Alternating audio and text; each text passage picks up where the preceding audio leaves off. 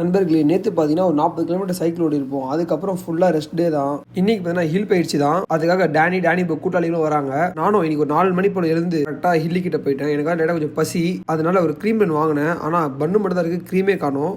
நம்ம பார்த்தீங்கன்னா இன்றைக்கும் கொஞ்சம் சீக்கிரமாக போய்டும். ஸோ அதனால் அவங்களாம் காத்துட்டு இருந்தேன். ஏன்னா எனக்கு வழி தெரியாது. ஒரு வழியாக நம்ம பாய்ஸ் 5:30 மணி போல் வந்தாங்க. வேடிக்கை பார்த்துட்டு சாங் கேட்குறது ஒரு தனி சுகம் தான் நண்பர்களே. அப்புறம் இன்னைக்கு என்ன ஒர்க் அவுட் பார்த்தீங்கன்னா எனக்கு 40 மினிட்ஸ் கண்டினியூஸ் கொடுத்தாங்க.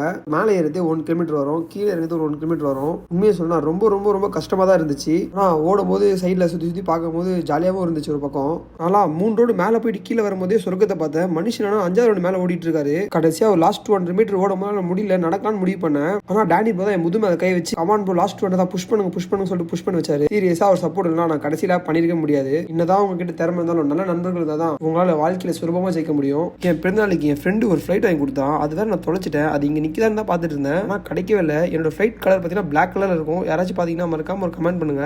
இன்னைக்கு பயிற்சி ஒரு மாதிரி தரமா தான் இருந்துச்சு. சென்னை டிராஃபிக்ல பார்த்தீங்கன்னா என் கண்ணில் ஒரு 1/4 கிலோ மண் வந்திருக்கும். அதை பத்திரமா கொண்டு போய் வீட்டில் தான் போட போறேன். அப்புறம் வீட்டுக்கு வந்த காலைல உணவு என்னன்னு பார்த்தீங்கன்னா வடையும் பொங்கலும் தான் சாப்பிட்டு ஒரு குட்டி தூக்கத்தை போட்டு எழுந்துச்சா மதியான உணவுக்கு கீரையும் கால குழம்பு தான். இன்னைக்கு நம்ம கிட்ட காடியே இல்லை. ஸோ நம்ம சைக்கிளை பேட்டியே நம்ம ஜிம்முக்கு கிளம்பிட்டோம்.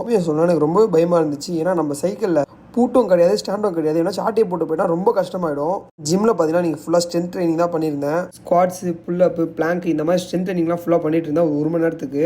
ஆனால் என் மனசு ஃபுல்லாக சைக்கிள் ஞாபகமாக இருந்துச்சு. எவனாச்சும் தூக்கிட்டு போனோம் அப்படின்ட்டு. அதனால ஒரு செட்டப்பையும் எட்டி பார்த்துட்டு இருந்தேன் சைக்கிள் இருக்கா அப்படின்ட்டு. ஜிம் முடிச்ச கையோட அப்படியே நீச்சல் பயிற்சி கிளம்பிட்டேன். இன்னைக்கு நீச்சல் பயிற்சி அவ்வளோ ஒன்றும் இல்லை, வேற ஒரு 1 கிலோமீட்டர் ஸ்விம் பண்ணியிருப்பேன். மோஸ்ட்டாக நான் டெக்னிக்ஸ் இம்ப்ரூவ் பண்ண தான் ட்ரை பண்ணியிருந்தேன். இன்னைக்கு பார்த்தா கரெக்டாக காகுல்ஸும் கேப்பும் மறந்து வந்துட்டேன். ரெண்டுமே இல்லாமல் ப்ராக்டிஸ் பண்ணேன். இன்னைக்கு ப்ராக்டிஸ்லாம் பண்ணி முடிச்சதுக்கப்புறம் ஒரு பழ ஜூஸ் குடிச்சிட்டு வீட்டுக்கு தேவையான அளவு சிக்கன் வாங்கிட்டு போயிட்டேன். சென்னையில தான் சிக்கன் ஸ்டைக்குன்னு சொல்றாங்க. உங்க ஊர்ல சிக்கன் ஸ்டைக்கா நண்பர்களே?